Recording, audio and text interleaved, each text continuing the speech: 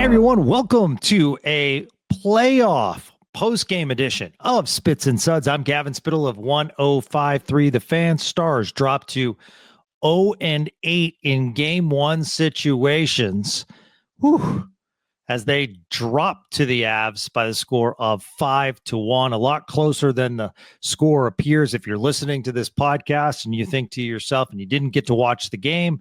That's why I always try to explain the action, because there are many of you that don't catch the game and then you tell me you listen to the podcast for the recap. This essentially was a 3-1 final. Avs with an empty net goal, and that made it 4-1, and then got another 5-on-5 goal. But at the beginning of this game, no Jason Robertson, no Gabriel Landeskog for the Avs. So both teams with some critical players missing. Obviously, the Avalanche have been dealing with the Landeskog injury for a number of years. Jason Robertson out of the lineup certainly kind of hurt tonight. As offensively, the Stars, let me put it this way. I was explaining to producer Gregory Finley. I think the Stars actually played one of their better games than they've played in weeks. In fact, Pete DeBoer actually pointed that out on the postgame show, and I agree with him. So it wasn't as though the Stars played bad, but I will say this. Game one, at least, I feel as though it was an easier game played by the Avalanche than the Stars. In other words, felt as though the Stars had to work really hard for high quality chances. Minus a few minutes here and there, but I felt as though the Avalanche dominated regarding zone time and just overall play throughout the night. But I mean, it was really close. So, it's just one of those things that it was a couple fluky bounces. So let's start at the beginning. Mention the players not playing. We knock it when it happens. So let's give credit when the opposite happens. Credit to TNT. Winnipeg and St. Louis ended. Sometimes there's a 20 to 25 minute kind of pause in the action so they can get the post-game / pre-game in. They probably talked about 90 seconds to 2 minutes and then sent it to the Stars game. Stick tap to TNT and stick tap to the NHL for moving right along from Winnipeg, St. Louis on TNT and getting right into the action. First start for Mackenzie Blackwood, and he was the difference in the game. 48th postseason start by Jake Oettinger. On television, they mentioned 46th, but per the Stars, it's actually the 48th start for Oettinger. So a big difference as far as experience. And Sean Shapiro and I talked about that on Friday Spits and Suds, if you want to go back and listen. And Sean brought up a good point that when was Jake Oettinger at his best in the playoffs? And it actually was when he had no playoff experience, minus the times that he came in the Stanley Cup final in the bubble, kind of some mop-up action. But Jake Oettinger was his best as a rookie against the Calgary Flames. So being green sometimes can have its benefits, and Blackwood certainly saved the game for the Avalanche tonight. It was actually one of the few games, if you go back to regular season, where the Stars tied as far as shots on goal. So I believe each team had 24 shots on the night. So getting into the game action, early opportunity for the Avs. Kelly on a rebound, really nice save by Oettinger. Let's talk about the goaltender. I thought Jake Oettinger overall played fine. Blackwood clearly was the better goalie, because I'm telling you, Blackwood was the number one star. He was the best player on the ice tonight. McKinnon with a close second, obviously. So Roope Hintz also had a good look. Blackwood with an early solid save. So both goaltenders looked good early. Stars get in trouble, going down two men. Mason Marchment and Wyatt Johnston go into the sin bin. Avs had a 5-on-3 for a minute 24. Let's give credit to Sam Steele for some really good penalty killing. Esa Lindell as well. Those two, along with a few other Stars, kill the entire penalty. And then the Stars with some momentum, go on the power play. Nice saves by Blackwood on Duchesne and Jamie Benn. Jamie Benn, unfortunately, cannot lift the puck. So really nice saves by Blackwood. On that first power play, Stars get 6 shots on net on their first power play, but can't capitalize. But that kind of shows at times they did put a lot of pressure on Mackenzie Blackwood. Wanted to point this out because I'm going to talk about the timeout in which the Stars scored. But do you guys realize that Stars coach Pete DeBoer has been in the conference finals in 5 of the last 6 years? San Jose, Vegas, and Dallas. I mean, that is pretty unreal, the success of Pete DeBoer. And I know you can say, but he doesn't get us to that quote-unquote promised land. But that is just a stat that they mentioned, and I was like, whoa, San Jose, Vegas, and Dallas. You could say what you want about Pete DeBoer. In fact, I'm going to flip ahead to the Stars' first goal because credit Pete DeBoer, credit the coaching staff, because the power play looked pretty good all night. So on the power play in the third period, Pete DeBoer calls a timeout to reset things. What that does is it allows power play 1 to continue, almost double shift of sorts, with Harley, Hintz, Duchesne, Johnston, Rantanen. Mackenzie Blackwood gets his stick caught in the net, but the Stars actually caused that by a lot of activity in front of the net. We talked on Friday. We needed the Stars to get in front of Blackwood, and they did at times. Roope Hintz with the high direct. So a power play goal. So I know that the coach is easily pointed at as far as we need to make a change if the Stars, let's say, exit in round 1. But we can't say that and not remember a timeout by Pete DeBoer in the third period, an early timeout. Lots of time left in this game, and it was a critical moment, and it was a very, very tactical and smart play by Pete DeBoer, who personally, I'm not going to get on his coaching this year. Because I think with the injuries that he's had to Heiskanen, to Sagan, probably a podcast in itself. But to me, Pete DeBoer should be back next year for the Stars.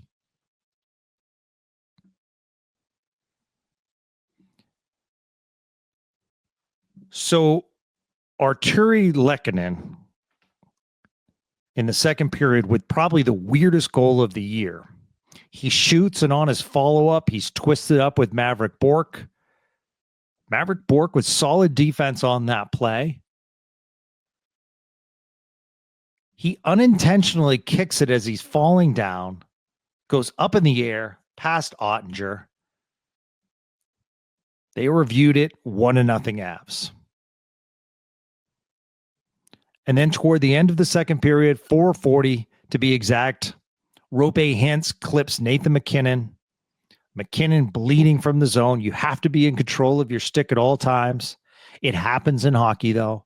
They review it, confirm it's a 4-minute double minor for a high stick.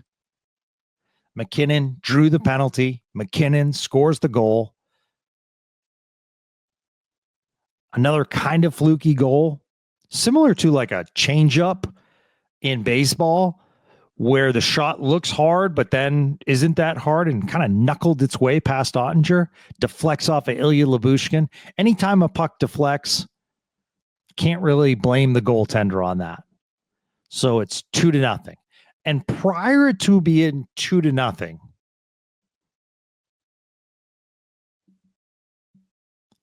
the Stars had some good chances. But once again, Blackwood was there.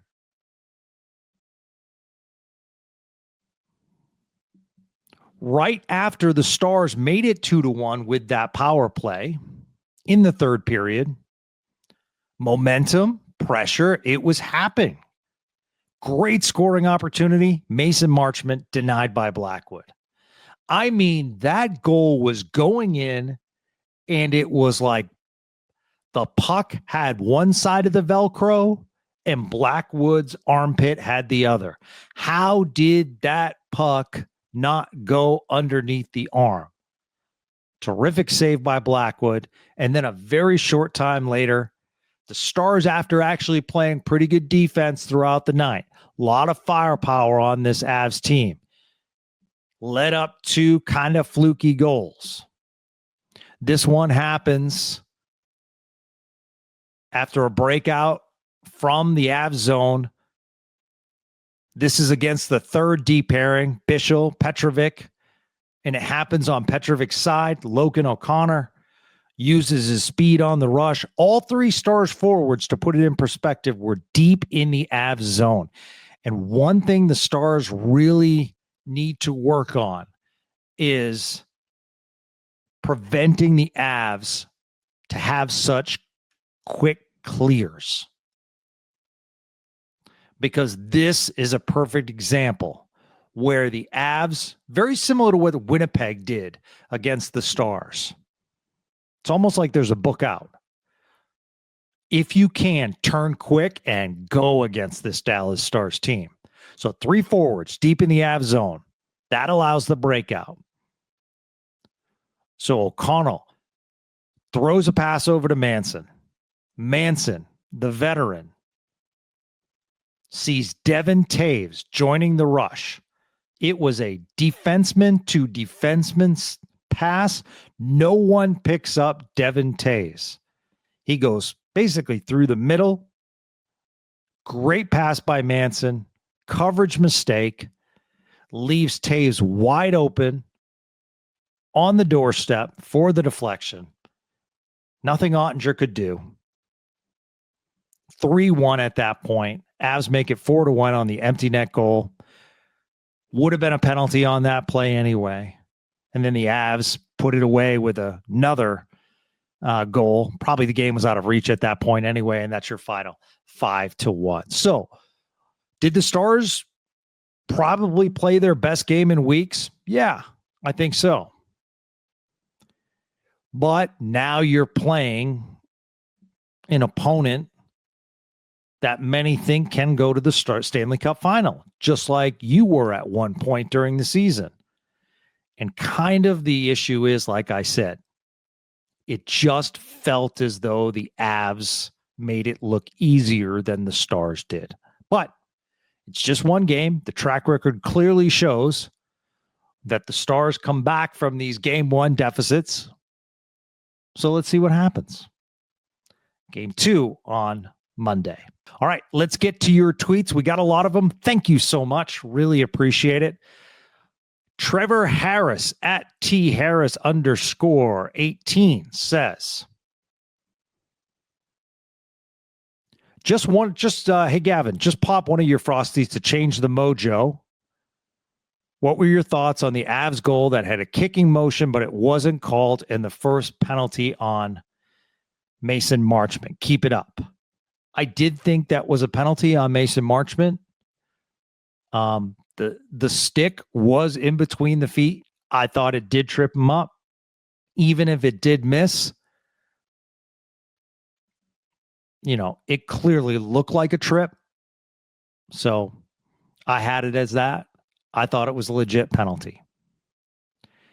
And then as far as the kicking motion, Trevor, yeah, I mean, that is Pele-like what happened. I mean, it was like almost a bicycle kick. So yeah, no kicking motion there.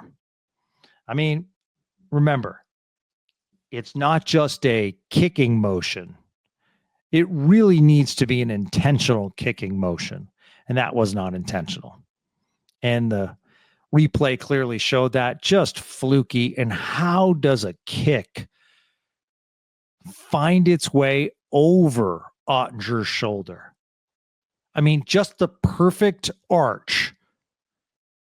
But then it descends once it gets past Ottinger's shoulder. It's just fluky. Both goals were fluky tonight, unfortunately. As far as changing the mojo, we've waited a while. I actually think Trevor's right.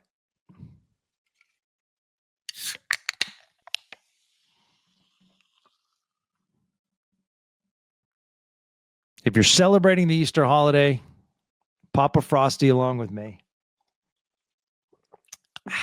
Oh, that's 8 games delicious right there. Thank you, Trevor. I appreciate it. So hopefully that will be the slump buster and the Stars can get back at it. Rupert says Mikko Rantanen was a complete non-factor in this game. Quite frankly, he hasn't looked anywhere near a $12 million player since the trade. I know it takes time, but he needs to get going if there's any chance of beating Colorado. Yeah, Mikko Rantanen did not have a great game. You want your elite players to be elite in those games. Clearly, you saw Nathan MacKinnon do that with 2 goals on the night. So you're right, Rupert. He does need to play better in this series. On a previous Spits and Suds podcast, I said the following. I am not going to fully judge Mikko Rantanen until next year because he's played in 4 different systems since January. It's been a long season. I'm not trying to make excuses, but I want to see Mikko Rantanen get a house in the area. I want to see Mikko Rantanen train in the offseason here. After some time in his home country, I'm sure. I want Mikko Rantanen to go through a full training camp with the Dallas Stars. I want Mikko Rantanen to fully gel with his teammates. So I'm not going to worry just yet, but yes, he does need to step up. You're absolutely right. He needs to play better. Your best players need to play better. Thomas Harley didn't play bad, but needs to be better. Matt Duchene needs to be better. So, I mean, all these players need to be better offensively. And like I said, they weren't bad, but you have to score more than 1 goal, especially against the Colorado Avalanche. Great tweet, Rupert. Really appreciate it. Aaron Thacker, Thackman. Hey, Thackman got to spend some time with him the other night. You the man, buddy. Another game 1 loss. Need to figure things out in a hurry. Robbie at Robvious. Doomsday reaction aside, this was their best game in months. Fingers crossed they can make this a long series. I think Pete DeBoer did say it right, Robbie, when he said, we need to build on this. And I think it's right. I mean, you can't get down. You played pretty good. And you got to bounce back and you have to build on this momentum. Is Blackwood going to play this way throughout the whole series? Maybe, but he stood on his head tonight. And if you remember some of the Stars' previous opponents in the playoffs and, played really well in game 1, but eventually the Stars wore the goaltenders down. Okay, Brett the S-Man Fart says, I'm sick and tired of the impending feeling of doom while watching this team. The complete inability to take control for any significant time will do them in. Hope they bounce back Monday, but they've got to get desperate from puck drop. Yeah, they just have not played any sustainable, dominant hockey in a game in a while, Brett. You are absolutely correct. They've had moments. Tonight was on a power play, but it shouldn't take a man down to have that kind of heavy cycle on a consistent basis. All right, our friend David Kokis says, should Pete DeBoer start playing Mikko, Rupi, and Wyatt more to help get the offense going? Yes. That would be the line that I would roll out. I would separate Wyatt Johnston from Jamie Benn. Jamie Benn is not Jamie Benn. I'm not going to play Doomsday. Love me some captain. Love what he's done for this franchise. But as I was telling Gregory Finley prior to the game, if we're going to knock Joe Pavelski for his playoff performance and not playing down the stretch, we need to do the same if the captain does not improve his play. He has not been good since January. Carrie Eddy. Weren't Binnington, St. Louis, and Hill, Vegas both playoff virgins when they beat the Stars? And didn't they both win the cup? Playoff virgins. I'm trying to think if Hill was a playoff virgin. But I know Binnington was, so you're correct there. So I do think you're right. I do think both were and both are now really solid goaltenders in the NHL. Nice pull, Carey. You deserve an assist on that. Kyle Bear, some fluky goals for the Avalanche tonight. Yeah, they got the bounces. They worked hard, and hard work creates the bounces. Remember, that McKinnon goal, as fluky and knuckleball-ish and deflection off of Lyubushkin as it was created by a power play. So they created the chance to have the fluky goal. Our friend Husky says, very sad I won't be enjoying a Dr. Pepper tonight. Yeah, Husky brings up a good point. So Husky sent me his Frosties the other night, and I probably need to do a good job of explaining this. So when I say a Frosty does not have to be an alcoholic beverage. A Frosty can certainly be an alcoholic beverage, but we just enjoy Frosties here. So it can be a seltzer, it can be a water, whatever you would like constitutes a Frosty on Spits and Suds. So I hope you get to pop that Dr. Pepper on Monday night, Husky. Let's see. He says, the Stars have absolutely learned nothing. Same mistakes being made by Dallas. Awful net front D. No sustained O pressure at 5-on-5. Can't stay out of the box. Leaving Jake out to dry, and fans will wrongfully blame the refs for the loss. Embarrassing. Yeah, that's one thing that we do need to point out. Stars with 8 more penalty minutes. I mean, heck, the Avs had 6, but still, you need to stay out of the box, specifically against the top 10 Avalanche power play. With that kind of firepower, if you can cut that down to 2 or 4, and I know it's tough, but you have to eliminate penalties, specifically a 5-on-3 and a double minor. That stuff will wear your team down. It also screws up your line changes, a lot of momentum changes during those periods. So, yeah, you got to eliminate those penalties. Noah Brown. Well, they haven't won a series without winning a game once, so why start now? Amen, man. I'm raising my Frosty for you. Those 2 fluky goals sucked. Maybe if they win game 2, we should have double the Frosties. I'm trying to slump bust right now. I am trying by having a Frosty. It does not feel right. I'm going to be honest with you. It feels awkward. It feels uncomfortable. It feels like a first kiss. It just is not working for me drinking a Frosty after this loss. But if they win, maybe Spits and Suds had a little to do with it. Julio Gonzalez says, what's this? 8 straight losses? How do we overcome this? But I think we rebound and win Monday night, and we take it. All right, we're having a Frosty, and we're trying to just think optimistically. Our friend Clint Dickinson says, bad puck luck and a double minor were the difference. This game was ripe for the picking. I thought it was super evenly tilted until then. We'll get it back. Puck don't lie. Keep those Frosties cold until then. Yeah.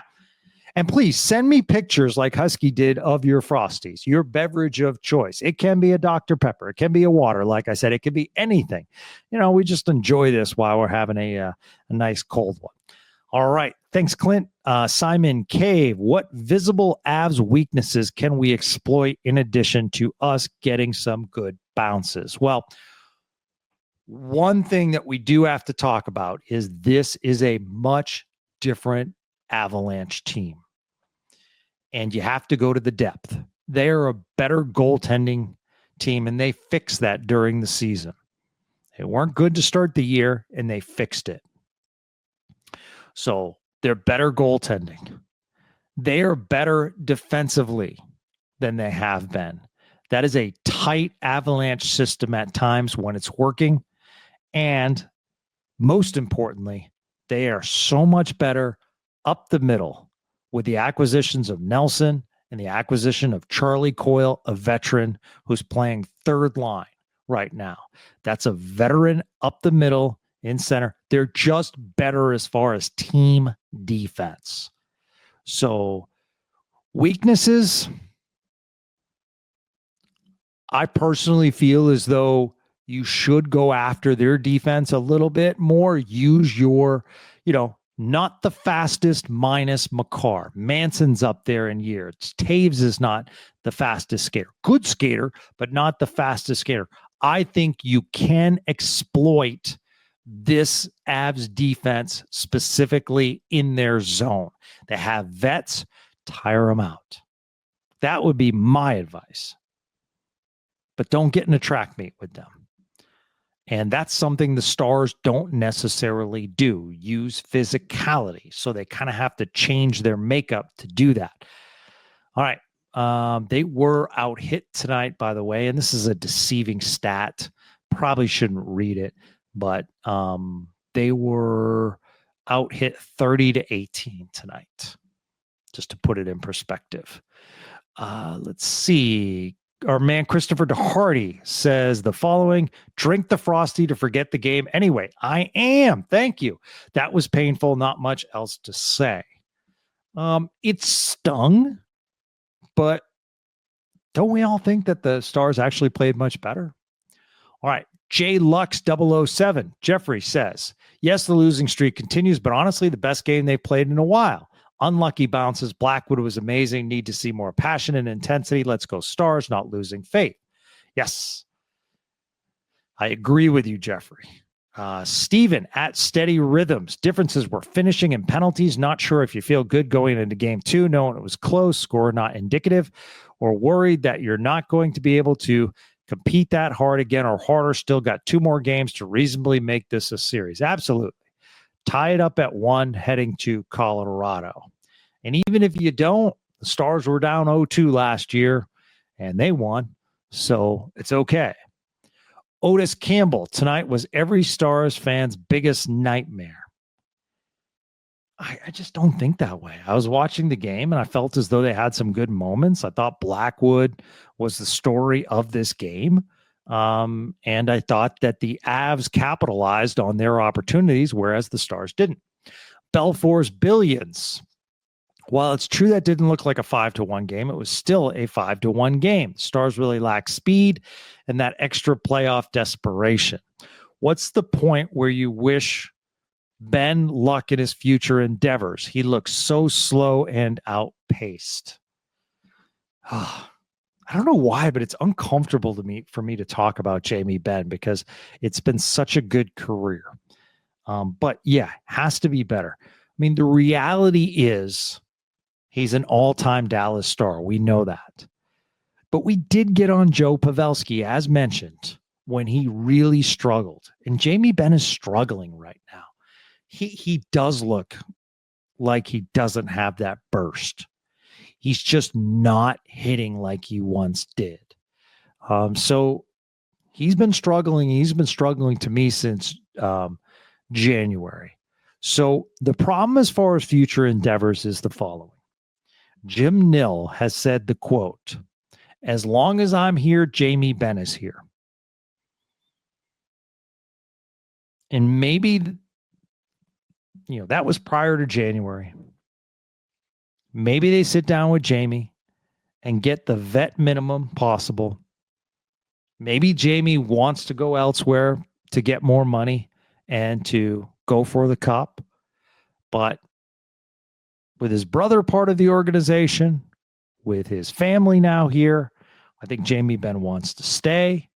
I think if there is a deal, which I think the Stars will make, it needs to be low and it needs to be short term.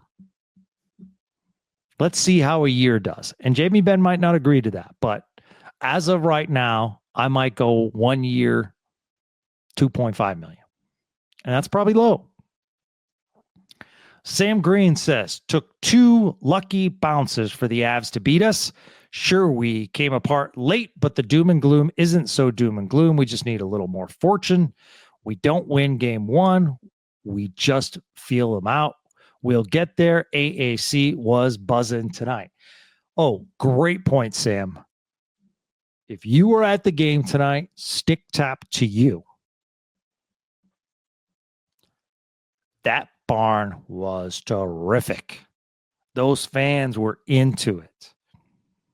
And I know it was a game in which It wasn't like, oh my God, this is amazing. I mean, it was 0-0 after the first period. It was 2-0 after 2 periods. Not the most exciting hockey, but it is playoff hockey. So there were opportunities for the fans to get crazy, and they certainly did. Loved it. Absolutely loved it that fans went crazy after the 5-on-3 kill. I thought that was super cool. And the barn was rocking after Ropehan scored. Nothing beats playoff hockey. Whew. Brian Schofield, the day after the Dallas Stars win a game 1, I'm buying a lotto ticket. All things considered, could have been a lot worse game. Otter really only gives up a bicycle kick, a knuckle change, and a tap in. Yeah, I mean, that's a great point, Brian. That's, you know what? A lot of times, just to let you know, I don't read these tweets ahead of time. Probably should, just in case something else is in there. But Brian kind of sums up the game. A bicycle kick, a knuckle change, and a tap in. Just a weird night. Jordan Harper hockey fan. The inability to finish tonight was incredibly frustrating. I want Mason Marchment to go to the fourth line and move Maverick or another forward. They won't, but I actually want Jamie Benn to go to the fourth line. And you know what? Let's change it from Blackwood. Don't we want to see Colin Blackwell in there? I do. All right. Aaliyah. Can't say much because I missed most of the game for a friend's wedding. Hey, congratulations. But I am really concerned with our third periods and how we let them get out of control so fast. So, to the bride and groom, it's game 1 of the playoffs. You know Aaliyah's coming to your wedding. There has to be a TV that you can turn after the vows. I mean, come on.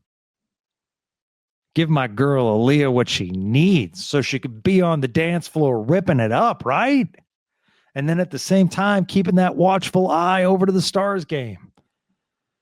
Well, hopefully, no weddings on a Monday night, Aaliyah, so you can sit back, get that Frosty ready, and enjoy game 2. Okay. Dylan Moreland says that the Stars were out of position on the breakout, giving Colorado the puck on the 5-1 goal. He's talking about Petrovic, send him back to Texas where he belongs. And he just sends another terrible pinch by Petrovic on the entry, led directly to Tays, unmarked on the 3-1 goal there. He did get back pretty quick, Dylan, for a bigger guy. But I'll just say this. I would like to see Matt. I found nothing wrong with Matt Dumba the last month. I mean, sure, there were errors here and there, but to me, it reminds me of Ryan Suter. That's not necessarily the best thing, but didn't you think Suits was pretty good last year? I thought he actually on that third bearing played pretty well at times. And Dumba in the last month, I thought was okay. So to me, I wouldn't mind seeing Dumba in game 2. Justin Hastings. I'm blaming Nico from the Dallas Mavericks for the downfall of the Dallas Stars season 2.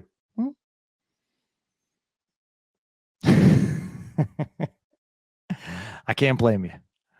Logan, nice meeting you at our 105.3 The Fan Draft 101 the other night. Let's have a big weekend from our Stars. Yeah. I don't, it was terrific meeting you as well, my friend. A few of you came up at that Draft 101 and wanted to talk hockey prior to the event. It was a great event, and I'm so glad to meet so many of you in person. We will have to do something like that, similar to that we do like Draft 101. We'll have to do a gathering. We'll pick a place. We'll enjoy some Frosties. Maybe we can convince one of our boys, Tiffin or Shapiro or Castillo, to join us and just talk some good old hockey, share some Frosties, and enjoy. So, wow, terrific tweets. I don't know what the other version is, X's, should I say, but terrific X/Twitter interaction tonight. We'll be back after game number 1, game number 2 on Monday night. If you're celebrating the Easter weekend, I hope it's a wonderful Sunday for you and your family. Thank you so much for supporting and listening to Spits and Suds. I said it the other day on the podcast. We are nothing without you. You guys are our teammates. That's why I love reading your tweets, because they're so good. So thank you. And if you have a chance, you can go on Apple, if you subscribe to Apple or you're Apple based, and you can leave a review for Spits and Suds. We've had some new great reviews lately. And what that does is that helps us as far as pushing Spits and Suds towards the top as far as Dallas Stars podcast. So it really helps us. And I love the feedback as well. You can reach out to me anytime. Does not necessarily need to be after a game. At GJ Spittle. I try to follow you back as well. So if I do, you can direct message me and we can have a great conversation. Love talking to each and every one of you. So that's going to do it for us for now. For the greatness of our producer, Gregory Finley, who deserves a ton of credit for this program, I'm Gavin Spittle. Enjoy your Sunday, everyone. We'll be back on Monday night.